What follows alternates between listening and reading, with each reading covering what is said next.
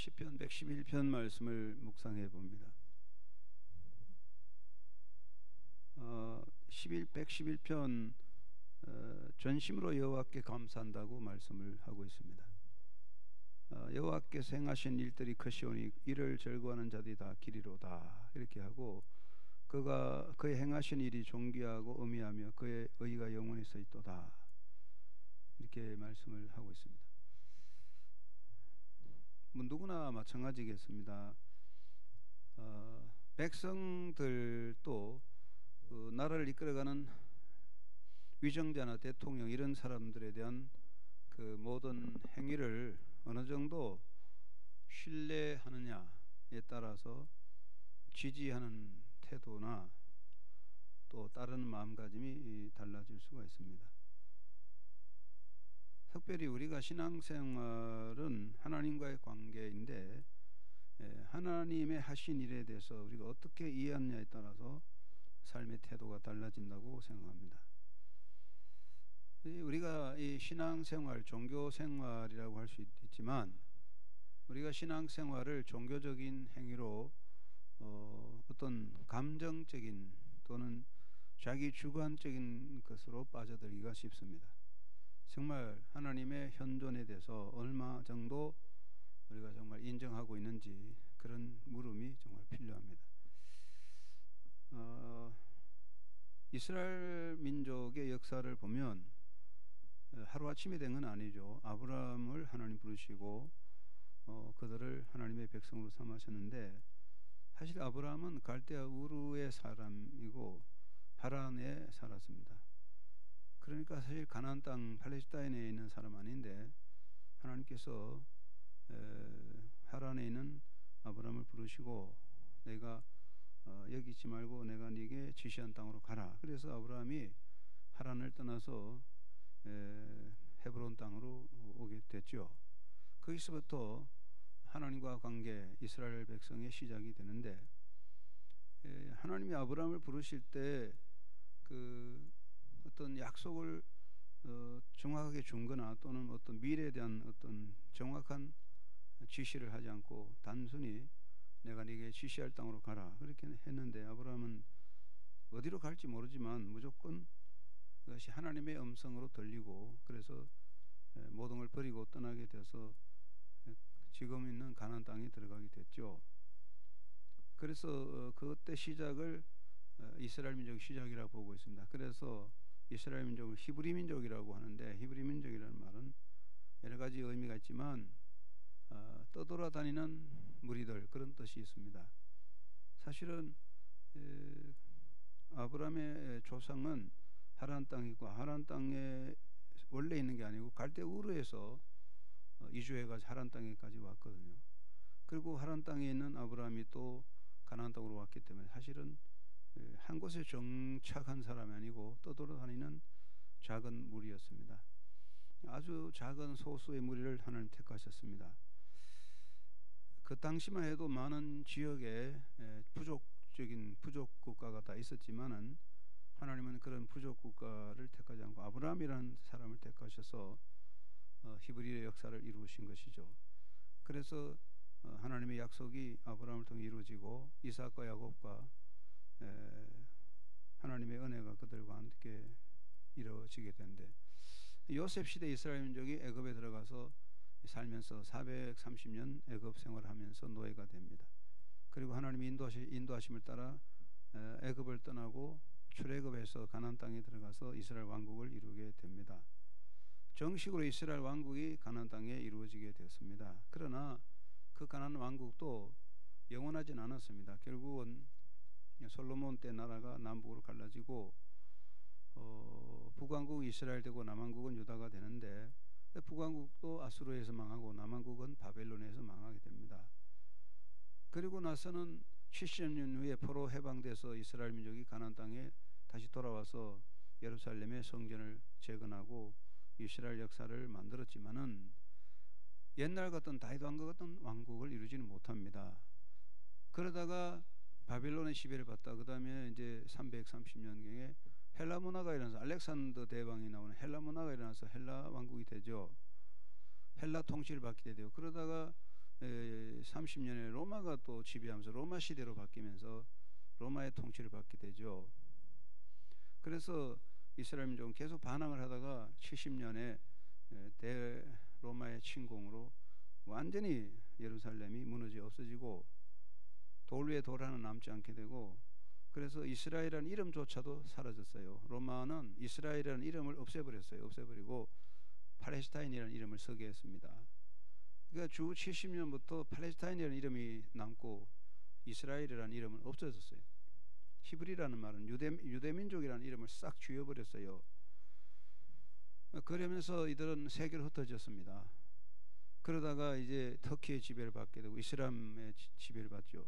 그러다가 또 그 히브리 백성들의 고난은 계속되고 히틀러가 나치 운동을 일으키면서 게르만 민족의 세계 지배를 꿈꾸면서 게르만 민족 아닌 자들은 다 없애자 그래가지고 유대인을 철저히 박해하고 시를 정화한다, 게르만 민족의 정화를 한다고 해서 유대인을 다 없애버리는 그런, 유대인과 원수 매정은 아니지만 히틀러의 편집적인 정신병적인 현상으로 게르만 민족이 아닌 자는 다 없애자, 그래서 히브리를 죽이게 되니까 우리가 뭐 500만 600만 유대인이 죽음을 당했다, 뭐 그렇게 알고 있죠. 그러면서 세계를 흩어지게 되면서 러시아로 가고 미국으로 가고 전 세계로 흩어지게 됩니다.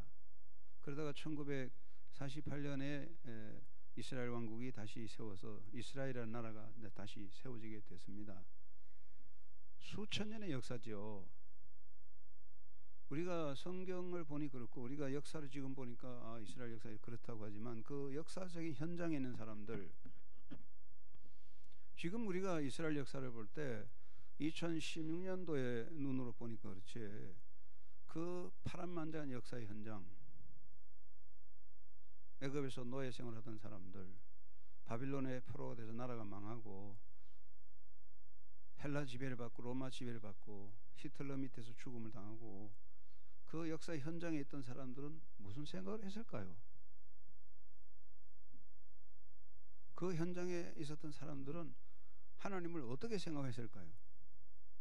도대체 아브라함을 부르셨다는 하나님은 무한 하나님이냐, 아브라함과의 약속은 뭐냐, 이렇게 되면 회의가 생기니까 하나님의 하시는 일에 대해서 회의를 가지게 됩니다. 그러니까 결국 유대인들은, 이스라엘 사람들은 대부분이 무신론자입니다.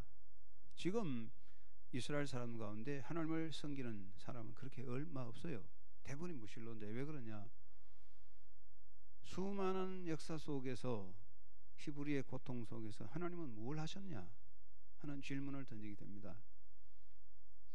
그러므로 결국 하나님은 우리와 무슨 관계 있냐, 그렇게 되니 결국 하나님은 존재성이 없는, 자기들과 관계없는 그런 존재로 붙여올라가게 되죠. 지금 이스라엘 민족을 익히는 이스라엘 사람들의 정신은 기독교적 율법적 구약적 신앙이나 시오니즘이라고 하죠. 시오니즘이라는 것은 이스라엘 민족의 하나의 정신이죠. 그것은 율법적 정신은 아니거든요. 오늘 우리가 이 말씀을 왜 제가 하느냐, 다 아는 이야기지만 우리 신앙생활의 제일 중요한 질문은 이겁니다. 여러분은 오늘까지 살아오면서 여러분의 삶 속에서 하나님은 어떤 분입니까? 여기에 대한 해답이 어떠냐 이거죠. 저도 종종 그런 질문을 많이 던지게 됩니다. 과연 하나님이 행하시는 일이 뭐냐, 거기에 대한 어떤 확신이 있냐, 거기에 따라서 태도가 달라질 겁니다. 우리는 여러 가지로 생각할 수 있죠. 히브리들의 그 고통 속에서 하나님을 던지고 부정하는 것은 당연하죠. 그럴 수 있어요. 무신론자가 된 이스라엘 사람은 아무리 할 수 없을 겁니다. 근데 그럼에도 불구하고, 그런 상황 속에서도 그럼에도 불구하고 하나님을 던지지 않고 하나님의 섭리를 따르는 사람들도 있는 거죠. 오늘 시편 110편 이렇게 말합니다. 전심으로 여호와께 감사한다 하고, 여호와께서 행하시는 일들이 크시니 이를 즐거워하는 자들이 다 기리로다. 그의 행하신 일이 존귀하며 의미하며 그의 의가 영원히 서 있도다. 그의 행하시는 일이 존귀하고 의미하며 그의 의가 영원히 서 있다. 이 고백이 있어요. 자, 하나님이 행하신 일이 존귀하고 의미하고 그의 의의는 영원하다. 이 고백이 생활 속에 확실하다면 하나님께 감사와 찬양을 안 할 수가 없는 거죠. 이렇게 연결되어 있습니다. 여기 보면 전심으로 여호와께 감사리로다. 왜 감사하느냐? 그 이유가 뭐냐? 여호와께서 행하시는 일들이 크고 그를 이를 즐거워하는 자들이 다 그것을 높이 기리며 하나님이 행하신 일이 존귀하고 의미하여 그의 의의가 영원히 서 있으니 내가 하나님께 감사할 수밖에 없다.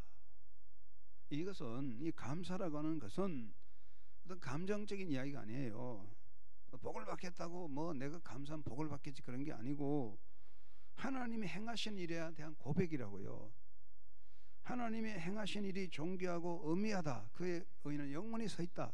그 고백에서 나오는 게 감사라는 말이에요. 그럼 이 고백이 안 되면 감사가 안 되는 거죠. 어떻게 보면 우리 기독교인들이 하나님께 감사하는 것은 빈말이 많아요. 사실 빈 감사가 많다고요. 그리고 내가 이렇게 하면 복을 받겠지 하는 그 정도로 끝날 때가 많아요.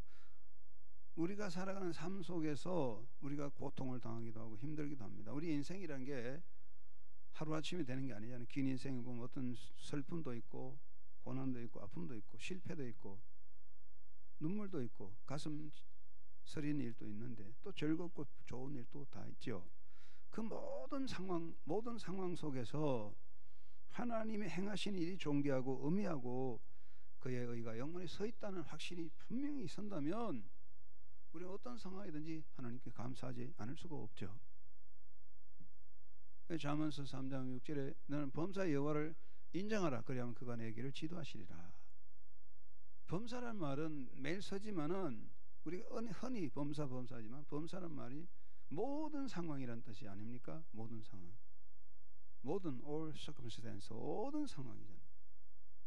넘어질 때나 일어설 때나 깨질 때나 태어날 때나 죽을 때나 다 모든 상황을 다 포함하는데 그게 좀 어려운 거 아니잖아요. 우리가 여기 있는 이제 여호와께서 행하신 일들이 크고 그 일이 존귀하고 의미하다.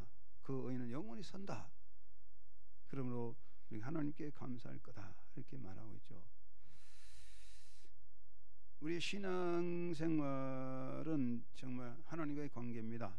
늘 사도 바울은 늘 뭐라고 그랬습니까? 항상 기뻐하고 범사에 감사하고 쉬지 말고 기도하라 그랬는데 항상 기뻐한다, 범사에 감사한다. 이게 말이 그렇지 그게 정말 모든 상황에 우리 마음에 기쁨과 감사가 있냐 이런 질문을 던진다면 그건 어디서 나오는 겁니까?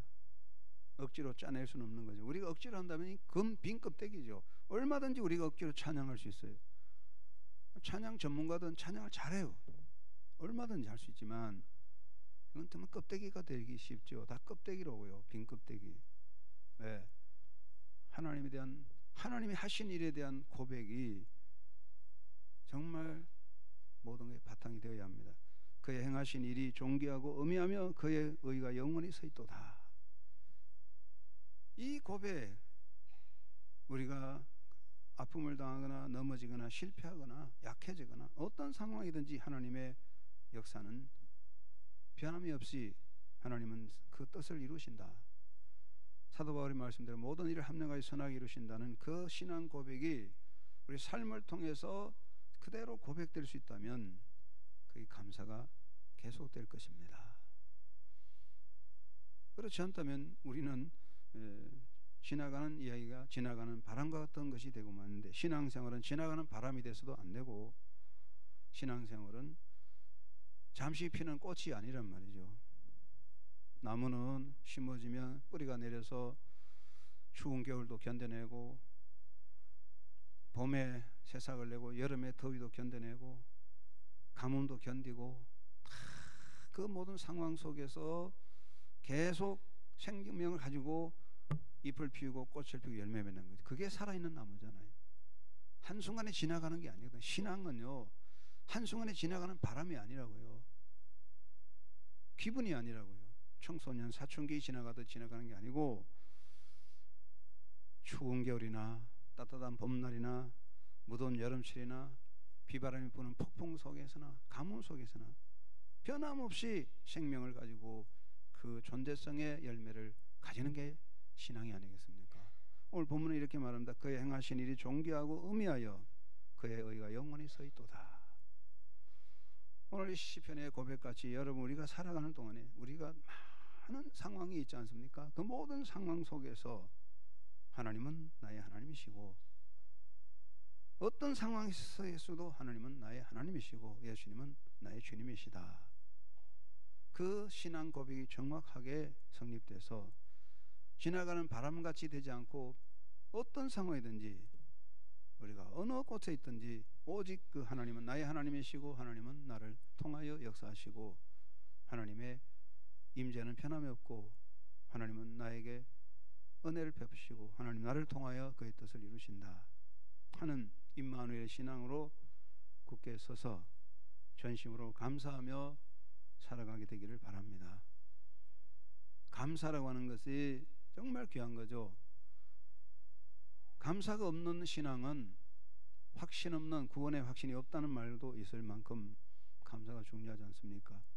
그래서 우리의 감사가 정말 하나님의 역사하심에 대한 확고한 확신, 흔들리지 않는 하나님의 존재성에 대한 믿음을 가지고 임마누엘 신앙으로 늘 감사하고 하나님을 찬양하며 천국에 가는 그날까지 꼭 믿음의 자리를 지키고 승리할 수 있는 영적인 승리자가 되시기 바랍니다.